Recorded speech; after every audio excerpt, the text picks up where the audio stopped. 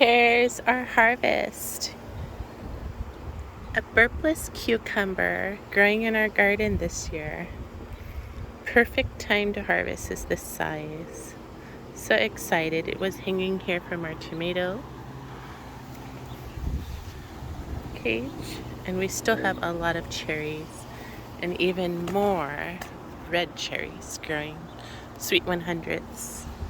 But there's a lot more that needs to ripen up, so we're just patiently waiting. Beautiful little cherries everywhere.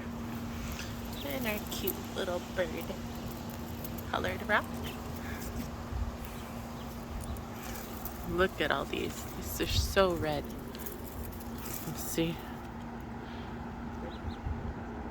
And then the orange of the orangest color. They're so sweet. It's like nature's candy. Thanks for watching.